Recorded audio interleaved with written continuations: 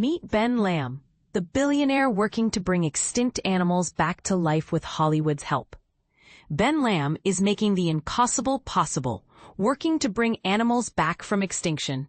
Though it was a difficult feat to accomplish in under 5 years, his company, Colossal Biosciences, which he co-founded with American geneticist George Church in 2021, has already revived the dire wolf. //usw.hollywoodreporter.com/news/dire wolf Hollywood DNA. Yes, the beloved species found in Game of Thrones. The idea that we could do something that could have a really awesome impact and then also build a lot of value in the tech space and create the leading genome and engineering company, while also inspiring the next generation. For me, it was the perfect combination. Lamm tells The Hollywood Reporter of his reason for launching Colossal. It was one of those true opportunities that the fact that in less than 4 years, we've taken 73,000-year-old skulls and made puppies, and we brought the world's first woolly mouse. Not that the world even needed it, but it's kind of cool and interesting, right? I had no idea it was going to be such a viral impact on kids and parents. We get at least 4 or 5 emails a day about the woolly mouse, which is just insane. And given the fact that we get all these crazy, supportive governments around the world, indigenous people groups around the world, crazy amounts of celebrity support, like we don't pay celebrity endorsements, they're investors in us. And it's been this weird worldwide movement. So I would say I thought people would be really excited about the mission.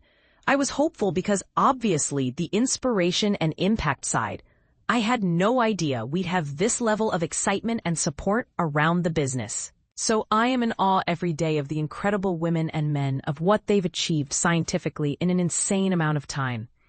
There are unfortunately so many extinct animals. So what made you want to start with the woolly mammoth, Tasmanian tiger, dodo, dire wolf, and moa?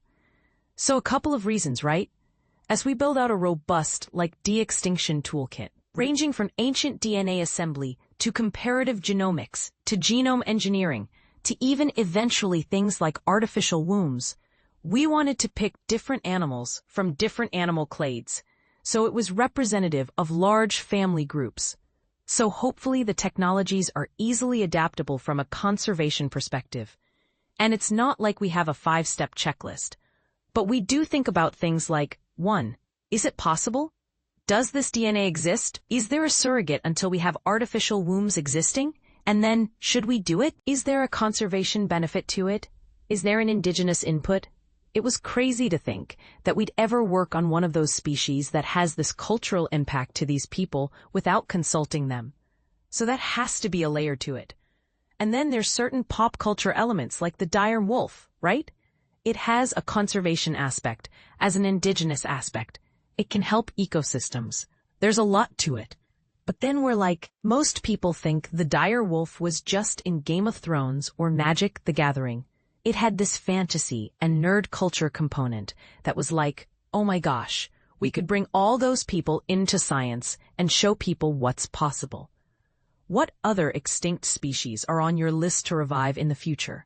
There's a couple that are really awesome. There's one called the Freet auk, which was basically a North American penguin species that's like penguin meets puffins. A really cool animal that Vikings and others hunted to extinction. We're not working on it yet, but as we get further with our avian genomics group on the moa and dodo, I think it'd be a great project to add. Another project that we're not working on, but I'd love to, is a Steller's sea cow. It's like a whale-sized manatee. It's a terrible tragedy. 30 or 40 years after humans discovered it was extinct. Dire wolves Romulus and Remus just had their first birthday earlier this month. But when it was announced earlier this year that they had been brought back from extinction, it went viral.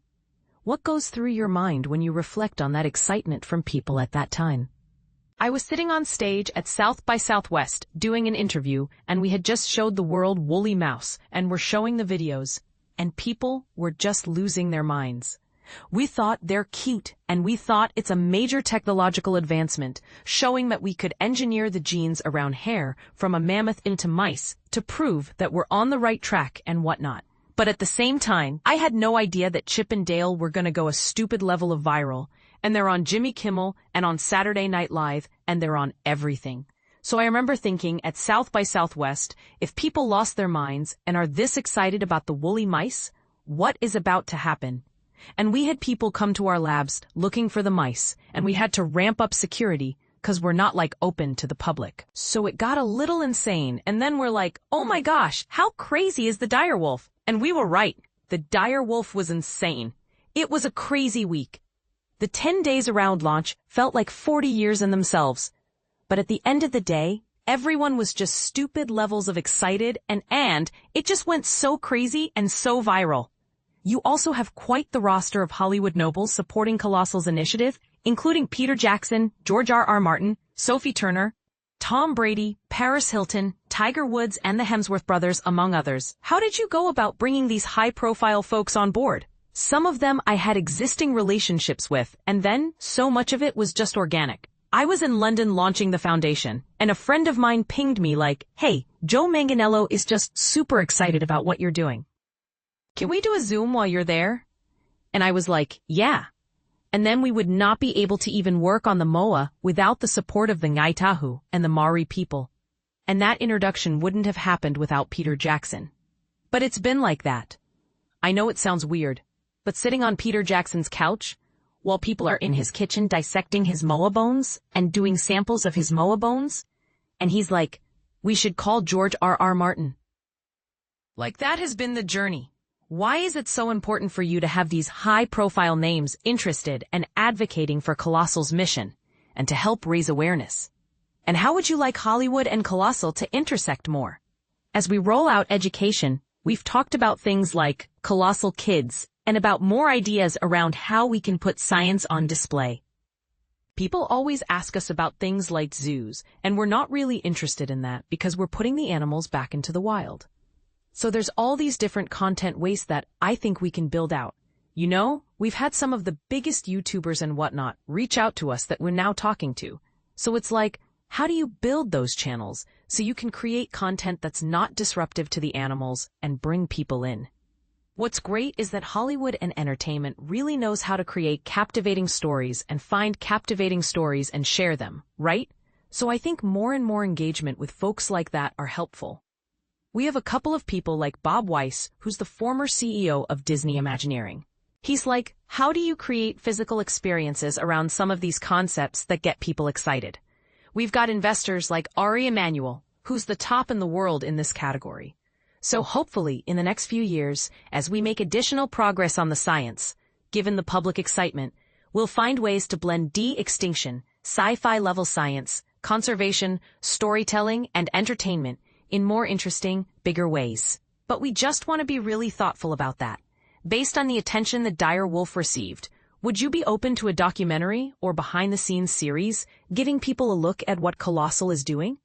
Yes, we've been doing some stuff with James Reed, and I think we're going to expand the portfolio things that we're working on. But I would say, yeah, we had a lot of behind-the-scenes on the dire wolf stuff captured. We're trying to capture more stuff and put it on social. The problem with some of the big docuseries stuff, it just takes so long to get out, and we can get social out immediately. So I think there's lots of optionality in terms of how to pursue it, but we're open to everything. In addition to de-extinction science, Colossal is also advocating for endangered species and restoring ecosystems. Can you talk about your goals on that side? You don't need to separate them. In a world where we're forecasted to lose up to 50% of biodiversity in the next 25 years, which is terrifying, we need to preserve what we have in ecosystems, but also on a cellular level in cold storage. You need to have a biobank of every single species, kind of like a 2025 and beyond Noah's Ark, right? We need that on a cellular level while also protecting existing species. And then we need the ability to have a de-extinction toolkit in the event that there's keystone species or critically endangered species that we need to bring back. It's always going to be cheaper and easier and more efficient to protect the species than bring it back. But at the same time, I think all these technologies go together. And one of the things that we're very passionate about with Colossal is, I think we've done two things really well. We've open-sourced all of our technologies for conservation, which is awesome. We have about 65 global partners leveraging our technologies worldwide for saving species from the northern white rhino to the vaquito, many others.